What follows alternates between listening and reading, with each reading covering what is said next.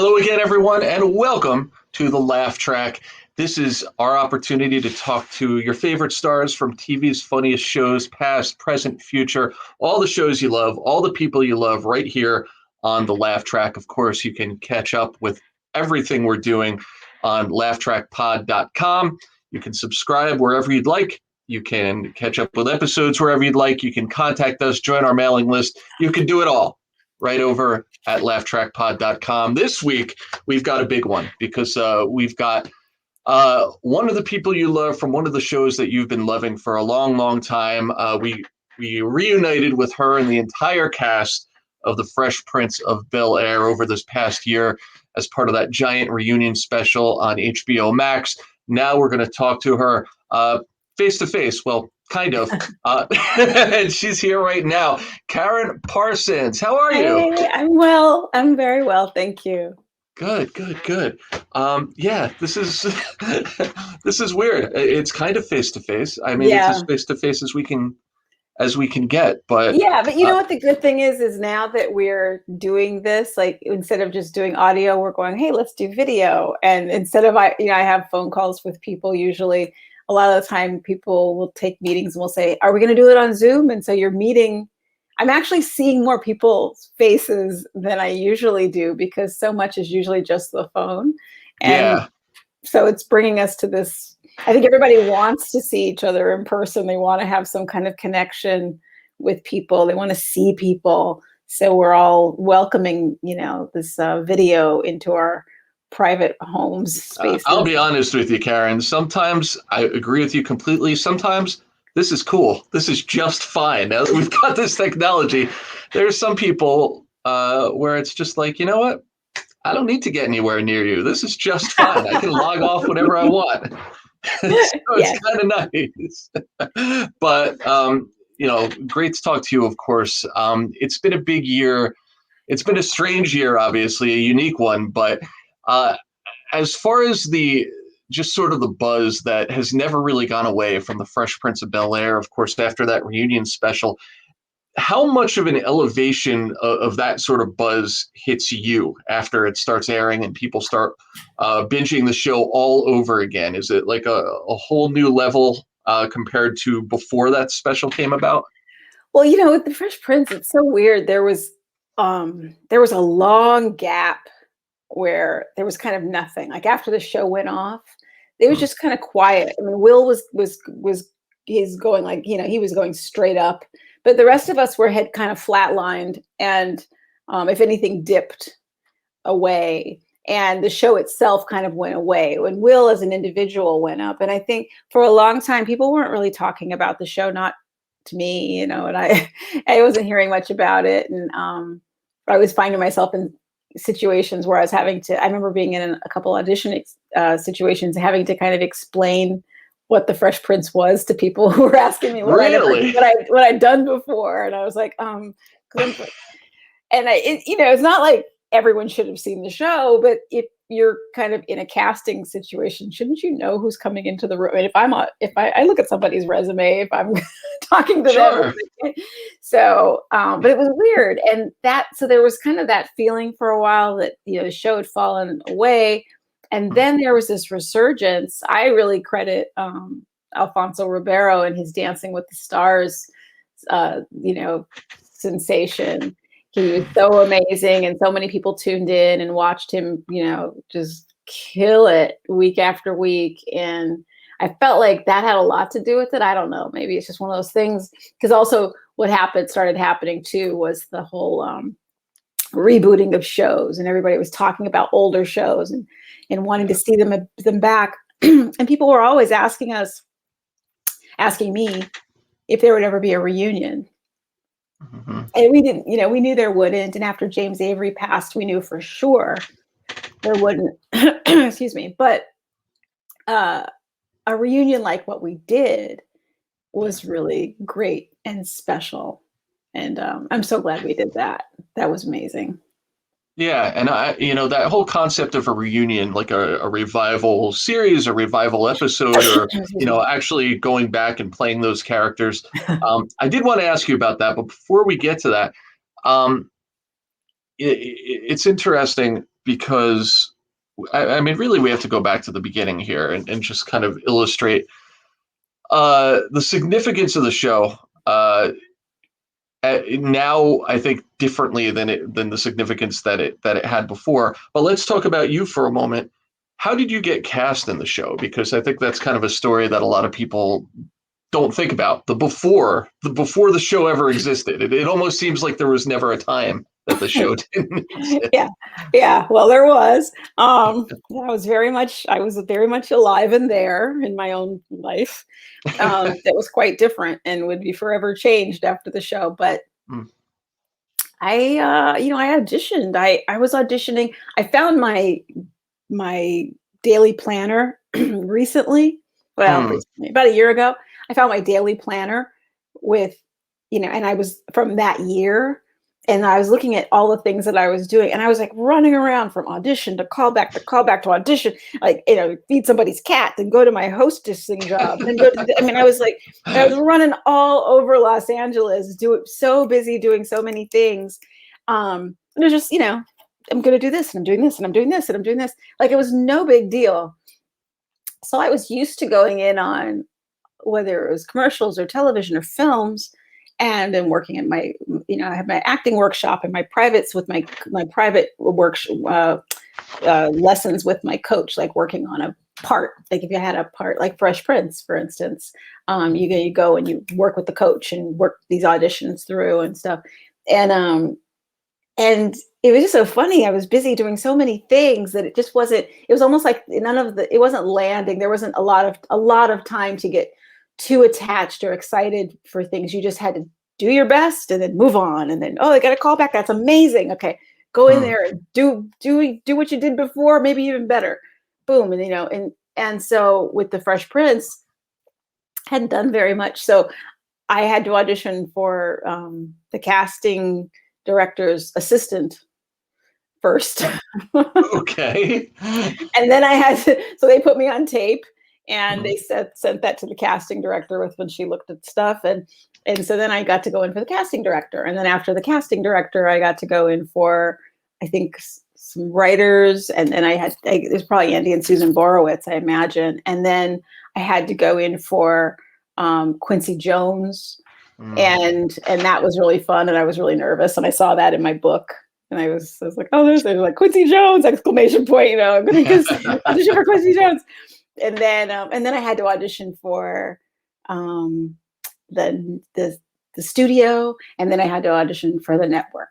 And the day that you audition for the network, everybody from before, they're all there, and they're all. And in this case, there was some problem with where they were going to do it, so we were all crammed into somebody's office last minute, and it was a tiny office, and people were on the floor. Benny Medina was like on the floor, and everyone's sitting all over the desk, and they're all crammed in there.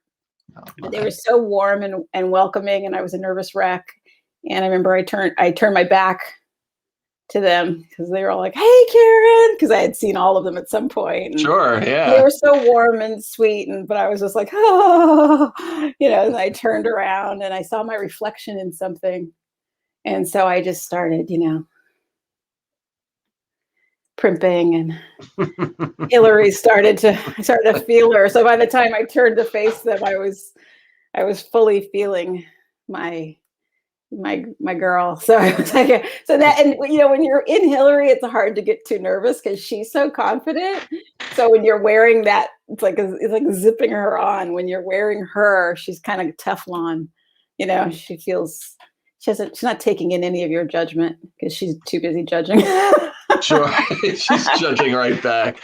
So how that's an interesting point because we know the Hilary that Hilary would eventually be. How fully formed was she at that point and in the early stages, the early episodes, in your mind? Well, not much at all. I mean, the whole thing is when I got the script originally, or when I was told the breakdown of the character, they said she's a model type. And I was like, oh, great. Okay, well, I'm not a model type. What am I going to do? So I had to figure out, so, I mean, I didn't think of it consciously, but she was kind of a model type in her head, right? I mean, she thought of herself as a model type. So I just finally messed around and then started playing with this very silly kind of voice and affectation. And it worked. Like it just kind of, it made it, it seemed very put on and silly, but it still made like all the lines made more sense. And it was just like slipping into this thing. I don't think I'm answering your question. What did you ask me originally? Oh no, we're talking about kind of how fully formed she was as a character. Time. So, yeah. Yeah. So that's where, it was much more, it was much more there. I didn't know enough about the rest of the family and even Will and her relationship to them to flesh the character out a lot more. That stuff would start coming as you just start living her and knowing more about the other characters and your relationship to them and everything else. But at that point, she was just, it was kind of easy in a way because she's so self-absorbed and she's kind of walking around in her own orbit anyway. But we saw on the Fresh Prince reunion, they showed my first audition. Oh my goodness. And that was terrifying to watch that because first they showed Alfonso's and we were all like, and all I'm thinking is, oh my God, they don't have mine, do they? No. So Will turned to me, he's like, so Karyn, what do you remember about your first audition? I was like, oh no. Oh no. That means you must have it. And they played it and it was really funny. I mean, I look like all of 10 years old and in the same green dress that I wore to every single solitary audition because I was so afraid if I didn't wear it that, they wouldn't recognize me or something would go terribly wrong. Lucky dress. I had to wear my lucky green dress. And with the big shoulder pads. Of course. But it was fun. I mean, as Alfonso pointed out, I was like, I had Hilary like in my chin. Like she was in my jaw. I guess at that point, she was all like underbite or something. I don't know what I was doing. Or she was all in here. That was how deep she was. Wow. But well, she was in you somewhere. She just had to kind of spread to the rest of you. Yes.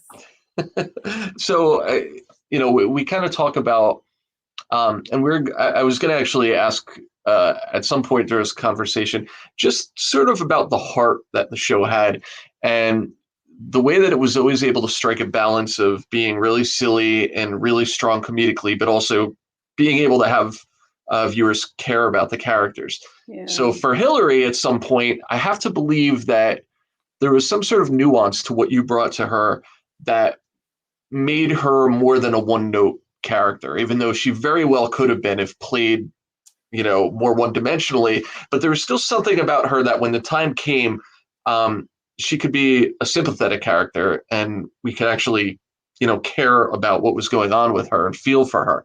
Is that something you consciously were able to find a way to bring to her? I don't think I was that conscious of it. I think what probably happened, I mean, when I think about it, I think she was genuine. Strangely enough, she was genuine. Like she was very like I don't watch the show, but if I see pieces of it, I mean, I think that I know that when in playing her, she loved her parents and she loved her, her siblings, and she had whatever her relationship was with Carlton, Right. and Will was like, oh, she had her feelings about Will, but she cared about her family, and she was very much a family person, very much involved in her family, her life. I mean, for such a social, superficial, whatever person. So much of it is tied into them and them meaning so much to her that I think it kind of came between the writing. I mean, a lot of it was the writing, but sorry if you're hearing my dog, somebody's exciting the dog. I'll take it as a compliment. Yeah. So I think she was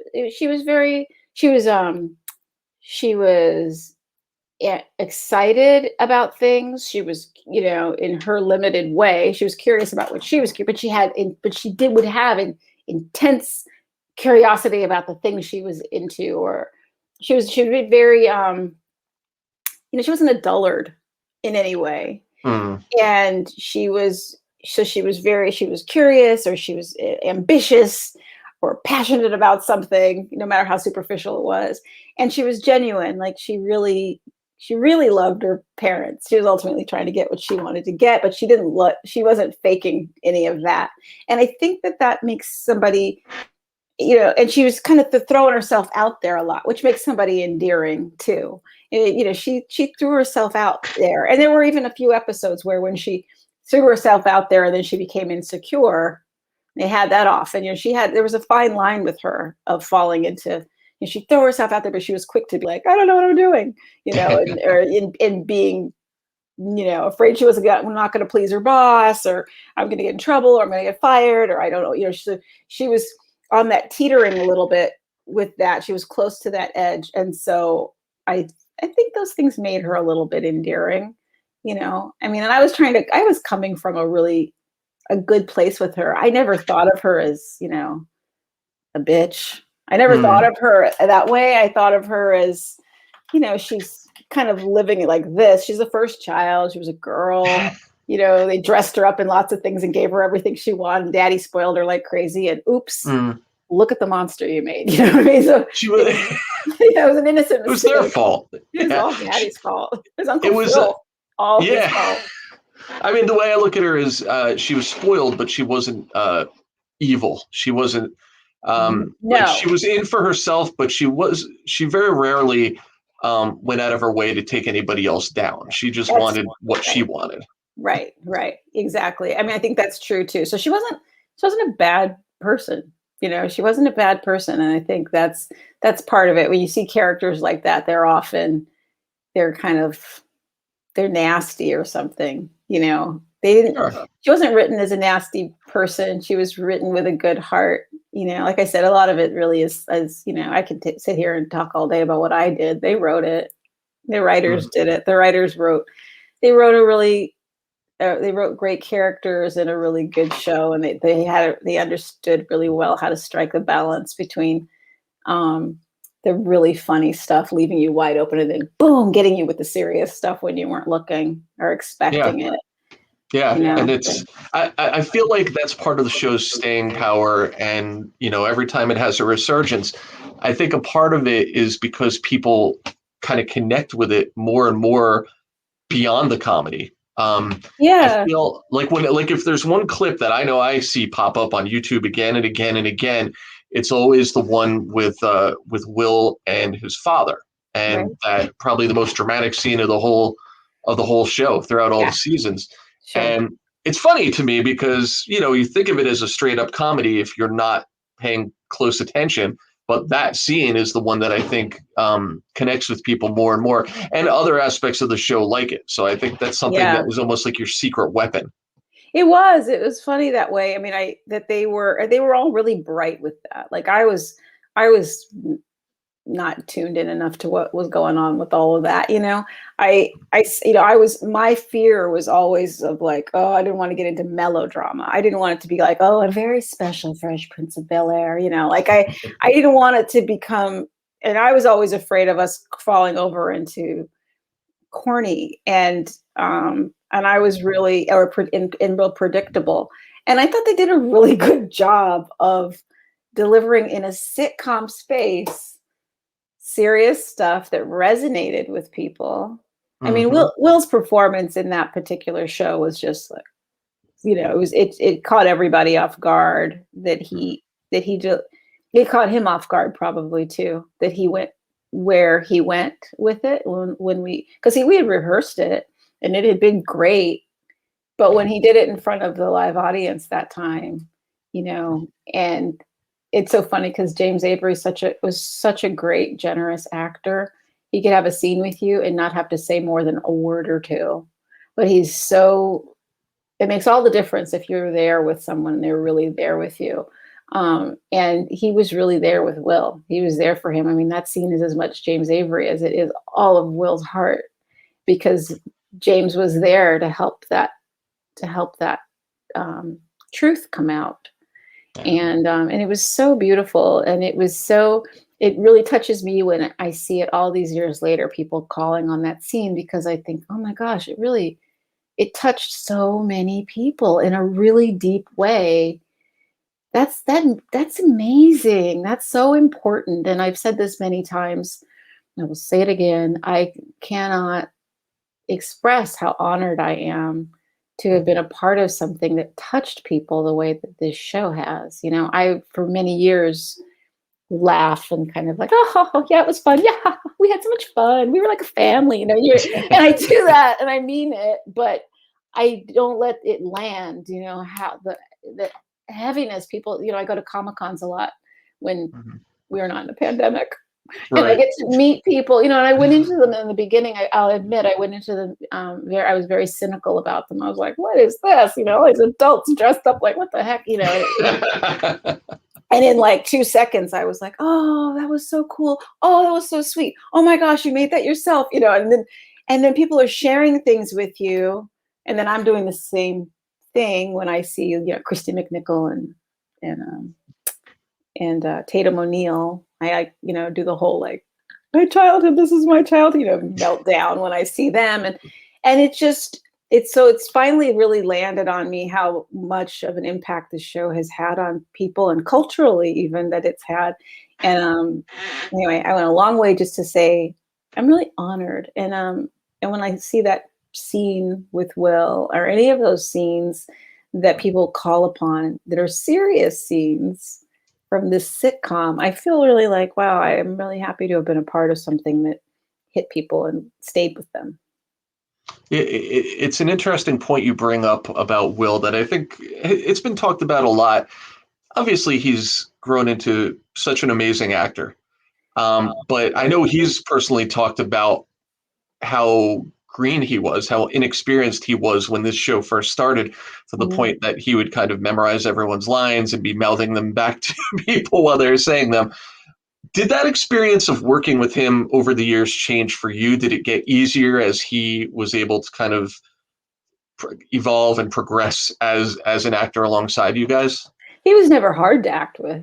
I Mm. mean, no way. I mean, yes, it was really hard that first time he turned to me and mouthed my lines to me when I was more nervous than I probably ever been in my life. You know, it was the very first show, the pilot in front of a live audience. And I'm like wishing for anything, some natural disaster to happen so that we don't have to go through with it. I'm so scared. And, you know, I turned to Will and as soon as I start speaking, he's like, blah, blah, blah, blah, blah, mouthing my lines. Like, what are you doing? Like, are you making fun of me? Like, why are you doing this? Are you trying to make me mess up? But I no, he was never hard to act with or anything. Quite the opposite. His his natural instinct, comedic timing and instincts were, you know, I mean, those are just natural chops. This is a guy who's been a class clown his whole life and everything. And he's just a charming guy and he's with such sharp wit and he's quick and he can feel a room, so he's got all those elements and he's funny on his feet, you know, so he's got all those things. So when you're with him, acting with him, it's great fun because it's a dance and he's there doing the cha-cha, you know. He's fantastic. And that's what was also so great with Alfonso and Will, watching the two of them, because they were this dynamic duo. They were like, you know, Abbott and Costello or something. They were so fun to watch them switch off, and they got it, and they just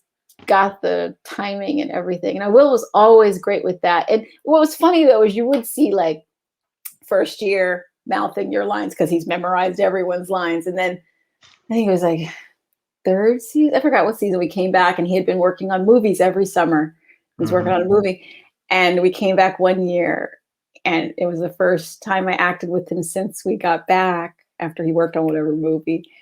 And he was cheating his eye line. So he wasn't looking me in the eyes when he would act. I still haven't talked. I don't think I've ever talked to him about this. He wasn't looking me in the eyes. He was looking like over here. And I'm looking at him like trying to get him to like look at my eye.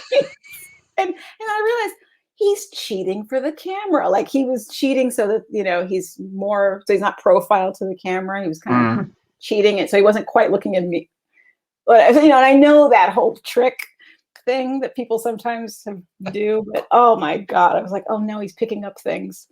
That was dangerous. Yeah. And then, you know, but then he dropped it. I don't know if anyone called it or if he realized this is not doing anything or what, but he dropped it. And he's just, you know, he is a sponge. If he sees something, finds out about something, wants something, he learns everything he can about it and tries to master it. He's just, he's one of those people. Wow. So he did that. And next thing you know, he's nominated for an Academy Award. I mean, he's really tremendous. He's a tremendous gift that way, Mm. Yeah. It's not what you know, it's what you can learn. I just made Yeah. that up, but it's pretty wise. You know what? You said that. I'm, It is I'm wise. trademarking that. There is that whole thing about, it's like, it's one thing to have the talent, it's another thing to show up and, and just work at the craft and work at the craft and work at it and work at it. Put the time and effort in, Mm-hmm. Yeah, Yeah, he's a good example of how that works. absolutely.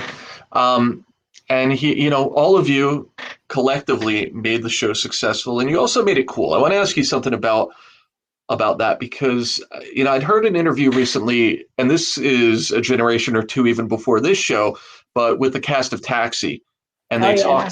they talked about how they would have an after party after every taping, and I guess all the shows back then were having after parties, but their after party was the coolest after party, and that's the after party that all the other shows that were filming in the same location wanted to come over to because they had the cool after party. Now, my mind automatically assumes that the French Prince of Bel-Air, if you guys are having parties, that's the party where people would want to be. Is that the Ah, case? our Friday night tapings were the party.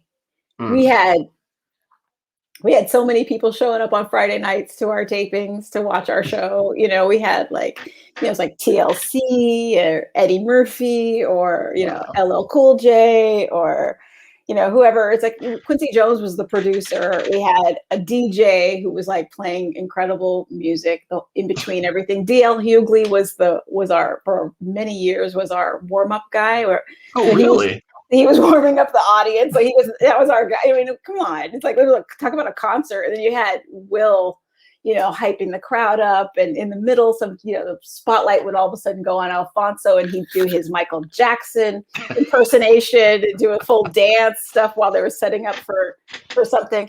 I mean, it was a party. There was so much energy and people, like I said, people were always showing up to see the show and hang out backstage. It was amazing. We didn't, and people always said, they're like, you don't know what you have here. You don't know what you have. We're like, sure we do. It's great, isn't it? It'll never end. Yeah, this is just life, right? Yeah. It's unbelievable you say that because the next thing I was going to ask you about, and I feel like this kind of bleeds over into it, you guys had more guest stars in your run than probably almost any other show that one could think of. I know DL Hughley's on that list, which now makes a lot of sense.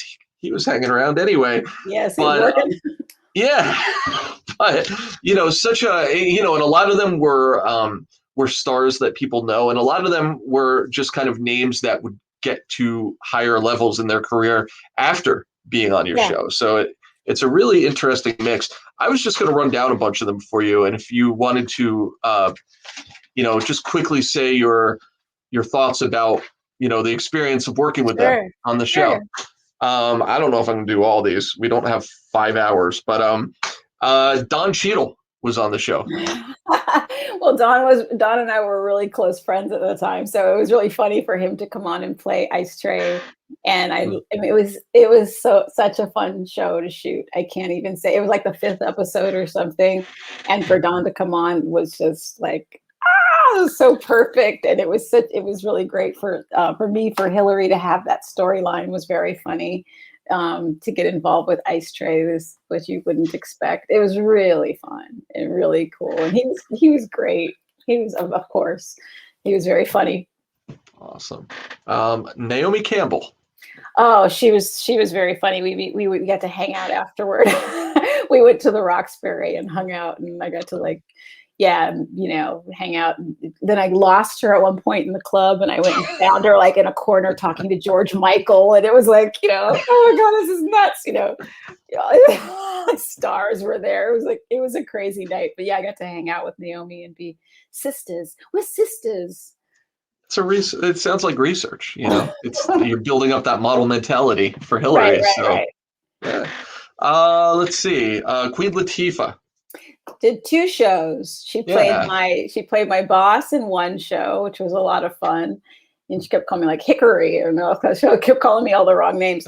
And then she played Will's best friend in another episode, and I was gone for that whole week because I was stuck in a tornado or hurricane Wow. in the Bahamas, and so I didn't get there until the day of the taping. So I was like just there, like sitting on a bed in a scene in the background or something. I forgot, but she was great. I've gone on to be fortunate enough to work with her on my organization, Sweet Blackberry. She came over and did narration on one of our stories.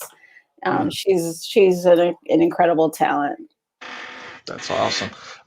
Malcolm Jamal Warner, royalty in NBC at that point. Royalty, absolutely. I know. Every now and then I see a picture of the two of us arm in arm, on Instagram or something. And I'm like, yeah, he was my date.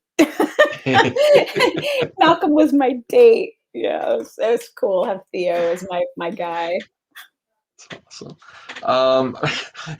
This shows you the diversity of this list and the guests that you guys had. We're going from Malcolm to Milton Berle. Can you believe it? Can you believe Milton Berle was on the show? I didn't interact with him at all. I was just kind of like, I can't believe Milton Berle's on the show. I think Milton Berle couldn't believe he was on the show. Because I heard he was a real curmudgeon, and I'm sure he was like, what am I doing here? What is this? Where am I? He was funny, though. He pulled it off. Yeah. I mean, look, he's Milton Berle. Yeah, true. Sherman Hemsley showed up he had a recurring role as the judge, and what a lovely man. I remember couple memories with Sherman. That he was just a nice, regular guy. This is a guy who was on the Jeffersons for 11 years, and then he was on Amen. He'd done so much of carrying shows and being so winning all the time. Plus, and then all in the Family before the Jeffersons. And this guy, before going on, was as nervous as the days that you get really nervous. Like, you couldn't talk to him backstage right before, because he was thinking about the show, and he was nervous, and he was like, I caught him once like that, and I thought, wow, that's something. And then I had a birthday once, and I had invited him to his birthday party, and I got a phone call at the club where the party was, and it was him. He couldn't make it. He called me to wish me a happy birthday. That's sweet. Awesome. I was just like, oh my God, that's so sweet to say. I'm sorry I can't come, but I wanted to say happy birthday. He feels like the kind of guy that, with no personal knowledge, he feels like he has the potential to be the guy who, if he does go to the club, he ends up being in the middle of the dance floor with everyone around him. I bet he would have been if he had come. Oh, wouldn't that be great? Yeah. Oprah Winfrey was on the show. I know. And I remember with Oprah, I always think about because Quincy had been her producer on The Color Purple, and they were very tight. I think they still are very tight. And she was like a little girl around. I have this image of Quincy and Oprah. They were talking, and he was standing, and she was sitting on like a ledge or edge of something with her feet hanging off the edge. And I don't know if her shoes were off or on. I just remember her legs kind of hanging there like a little girl, like talking to Quincy Jones. It was like she was with her dad. It was so sweet. They, clearly had a tight relationship, and you could feel how close she felt with him. Was that feels like kind of a common thing? I know, just Quincy's presence. Did it feel like a lot of people, like yourself maybe included, did you have sort of a bond with Quincy, just being part of the family? Oh my God, yes. What a warm, beautiful, big, just heart. What a great man. I mean, he's a great man. He's a great man, and he's Quincy, and he's this king, but he's this incredibly down to earth, humble quality to him, and he's funny, and he's just real. I just love him. I just think he's awesome. I'm really lucky to have got to know him. Great guy. Sure. Tom Jones, that's one of the more memorable ones, I think, for the show. Yeah, yeah. One of the few people I was like, I have to get a picture with him. I have to get a picture, and I got a picture with Tom Jones. And then I saw him a few years ago. Actually, I was doing press in London for something, and we were both on some morning show in London. And I Hmm. thought, oh, he won't know me. He won't know me. But I think, but then if he stopped me and talked to me and was like, "How are you?" and whatever. And I think if obviously as press people were like, she was on the Fresh Prince. I'm sure they were like, she was on the show that you were on. Remember that? It's not unusual, the whole deal with, and that was really funny when he did that show. Um, there was a point when they were rehearsing it, and they were trying to get the people to time the music right upstairs for them. And at some point, Alf was like, "No, it's something, whatever." And I think Tom Jones said it started to tell them what the cue was, and Alf said it was something else. And he's like, and somebody laughed, and he was like, "I should know. I mean, I've been working on this all night." And James Avery was like, "This man has made a whole career out of this song. What are you talking about?" Trying to out Tom Jones. Tom Jones. He wasn't thinking. He just wasn't thinking at that second. Here's a unique one. Hugh Hefner was on the show.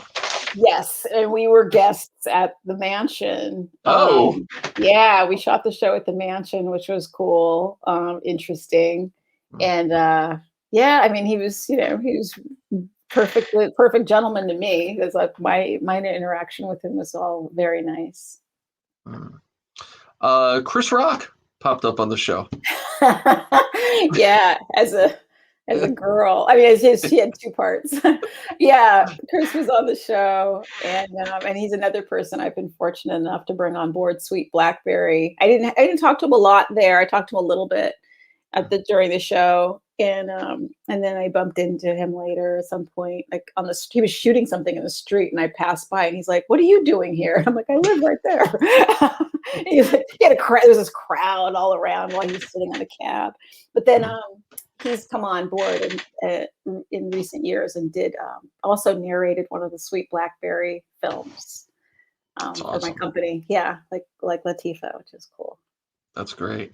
Let's see here. We'll do a couple more. This is not a political show. This is not a political statement. This was not a political appearance at the time. I know where you're going with this one. Of course, Donald Trump. Yeah, I don't along with. I'm sure there's a generation of people who obviously know that name, have no idea who Marla Maples is. Who appeared. Right. Marla was on there too. Exactly. I don't remember. I didn't remember anything about it. I mean, I honestly, I knew that he had been on the show, but I forgot I was in the scene, let alone speaking to him, until I saw the clips of it in the recent years, and I was like, okay. That's a thing that happens. That happened. Okay. Yeah. Robert Guillaume. That's sitcom royalty. What part did Robert Guillaume? I mean, yeah, talk about sitcom royalty. And he was Will's boss at one point. Was he really? I wasn't in any of that stuff. Okay. I mean, it's so funny. I was such a Soap and Benson fan, but I remember seeing him around over the years, but I don't remember him on the show. I didn't have any interaction with him. I think it might have been at a car dealership. I could be wrong on that, but if that matters. But okay, two more. Two of the real memorable ones. Boys to Men, the Christmas episode. Yeah, well, just cool. I mean, I just remember making the video thing. Yeah, but that was about it. I don't think I talked to anybody. Hi. You were sheltered. You were too busy hanging out with you were trying to make plans for afterwards with Naomi Campbell. Right, that was me. The final one, of course, we talked about the scene before with Will, his dad, of course, played by Ben Vereen. Of course, Ben Vereen, a multi-talented guy. I'm trying to stretch my memory here. I didn't have a chance to research it. I feel like he played kind of a deadbeat dad on a different show as well, on Webster. Oh, did he? I don't know that. I think he was Webster's actual father. I don't know how much of the deadbeat I'm remembering incorrectly. Ah, I'm like, is this a thing for Ben Vereen? Because all I remember is funny. him playing deadbeat dads and Chicken playing a George. lion. Oh, And oh, who? Chicken George. Chicken George and Roots. Oh, okay, right. Yeah, and I mean, as far as my childhood goes, he played a lion on this kids show called Zoobilee Zoo for a number of years. Did So he really?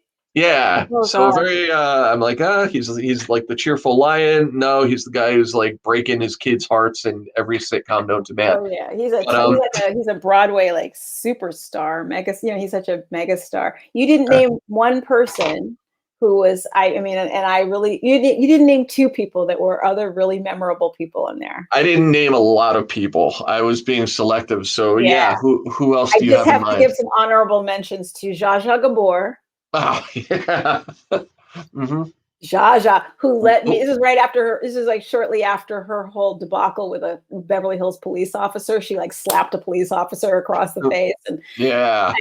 yeah, so there, and she let me wear her ring all day long, which was really cool. She had this giant. It was cubic zirconia, but it was still worth a lot because it was huge. It was this big pink fake diamond thing, and from her line, and she let me Hmm. wear it. Darling, you wear it, and I got to wear She it was a all day personality. long. She She was was almost a great. precursor, I think, to people being more of a celebrity, like in Yes, real life, than for what they did on the screen. because what can you think of that she acted in? A little before my time, but I have no clue. No, because her sister was in Green Acres. Ava Mhm. Gardner. I mean, not Ava Gardner. Ava. Gabor. Ava yeah, Gabor Gabor. was Yeah. the wife in Green Acres, but not Yeah. Jaja. Like did some films and married, a lot of guys. But the other person was Regis Philbin, Okay. Yes. who I have to tell you. I mean, we had like William Shatner. We had all kinds of people, but Regis Philbin was my favorite person of the guests that came on to act with. To act with. Okay. He was so funny and so dry. And I was like, oh my God, I would love to work with him. Like I would have loved to have done a spin-off because we did like a Regis and Kathy Lee kind of that was kind of I like was filling in or think for Kathy Lee or something like that on the Okay. show. And I was like, I would have loved to work with him all the time. So funny and dry. He felt like a guy who, because he popped up and guested in a lot of things. He seemed to just love it. He Yeah. was always. He seems like a guy who's genuinely having fun with every opportunity he had to be on camera Yeah. to do anything. Yeah. I think So he did. that had to have been fun to work with then. It was. Yeah, so many different guests. Again, we just the tip of the iceberg here. Um, so beyond working with guest stars, what would you say was your favorite storyline or your favorite episode or your favorite scene for you? For me, Self-serving. yeah, Yeah. yeah, self-serving. For me, I think the most fun was the first season when Will and Carlton blackmail Hillary because she dropped out of college and nobody knows. Mhm. And so then Will's making me like clean his lucky draws and Alf gets in on the fun. It is making me and then he gets on the fun and then there's this dining room scene where I have to bark like a dog and compliment Will every time Uncle Phil takes a sip of water and smack, and then Carlton makes me smack Will in the head every time. So there's this whole choreographed thing what we had to do, and we pulled it off, and it was really funny and really fun, and the whole show was very fun. It was like a double blackmail thing, and I remember it was kind of like a swerve because Will was blackmailing you, and then Carlton joined the dark side too, after you confided in Yes, him. and went to him for help. Yeah, That yeah, was that was my baby brother. That and was he my just saw opportunistic. that was Carlton. He's like, That was a oh, yeah, that was really dirty. And when he turned to me, when I would consider, oh, he's making me do this and that, and he's like, well, you clean mine. When he mhm. turned to me and did that, the audience just started stomping in the stands, clapping and yelling and stomping. They were like, yes, she got hers. Oh my God. It's worse than I thought. Well, they grow to be a little more compassionate to you. The thing that always stands out to me, and it goes back to what we were talking about before, kind of the melding of the comedy and the heart and everything. Trevor, of course, your boyfriend for a time. And I mean, we see a scene where he essentially plummets to his death, or we watch the entire family watching TV as he plummets to his death on live TV. It's played entirely for laughs, but then there's very real kind of emotional ramifications for Hilary about the fact that her at that point is no more. So Yeah. do you remember that as being like a big moment for you, like just that storyline? Well, I remember coming in and I remember reading that script for the first time and being devastated because I loved working with Brian Stokes Mitchell, who played Trevor. I loved working with him. And I really liked the guy a lot as a person. I really looked forward to seeing him and hanging out and working together. So it was a blow that he was getting killed off the show. And it was funny, but so it was this bittersweet, like, oh, it's funny, but because I mean, Brian's really gone, so that was really hard. But it was definitely a good source of comedy. And we really played with it and had a lot of fun doing it. So did the sound people when he was plummeting because they had us we had to watch it, that same thing that the audience saw, which is the Hilary Banks, will you marry? And we were watching the TV thing that they had pre-recorded. And every time it went down, and then the sound people would make some sound effect to accompany the landing. Right. Everything from biting into an apple to a melon smash to we just kept hearing sounds, and we had to kind of keep our whatever our expression was. We had to keep it, and regardless of what they were doing up there, having fun. What? It's just one of those moments that if you're a fan of the show, you never forget because it was so it was so over the top. In 2020, that was that you saw those memes that they would have where it was like, me, what would it be like 2019 or 20 January 1st, 2020, and everybody's like celebrating or whatever, and then it would show the reality of what 2020 became. And so there was one going around of Trevor and Hilary sitting and having champagne and sweat, in their sweatpants with him in front of the TV. And then the next picture of what 2020 was the family in front of the TV with Hilary going, yes, I'll marry you. That was the reality. So for those people, like you said, those people who get it, they like, oh, I get it. Exactly. It's like you instantly know exactly.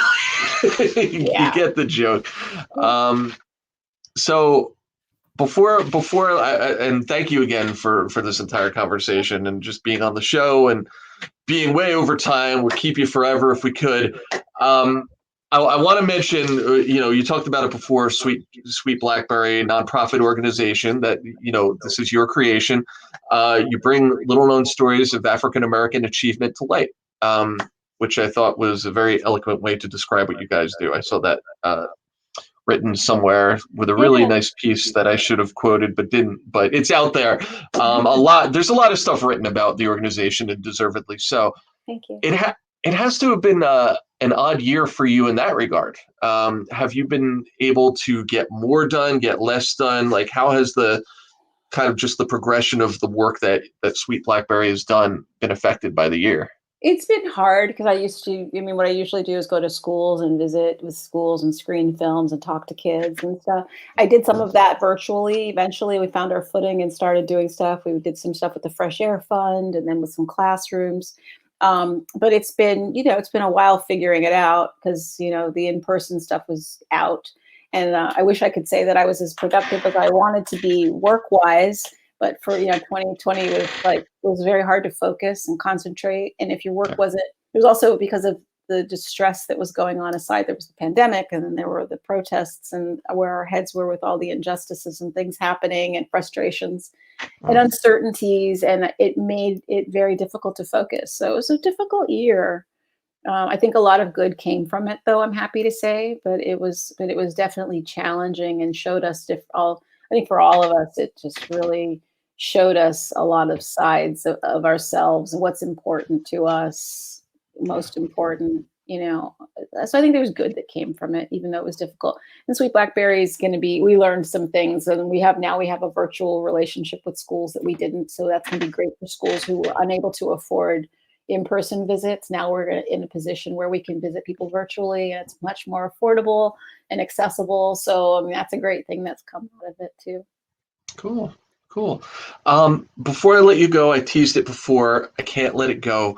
I know you guys, a reunion, an actual revival of the Fresh Prince of Bel-Air, not in the cards, but if you are hard pressed right now to come up with some sort of an outline where these characters would be today, let's run them down. What do you think? Nobody knows better than you. I don't know where they'd all be. I mean, I know Hilary would probably be an internet star for sure.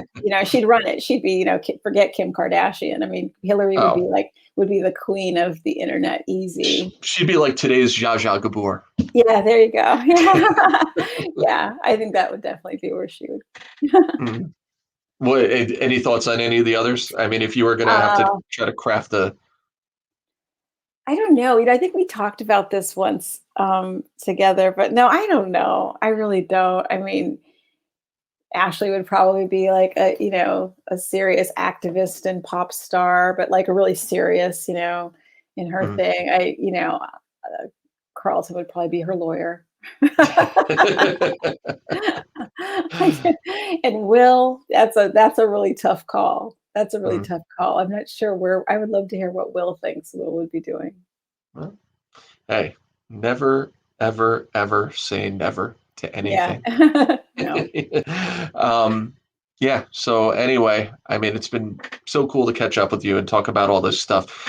Where do you want people to follow you? See what's coming up in 2021? Well, yeah. I mean, I'm going to be, right now you can visit Sweet Blackberry.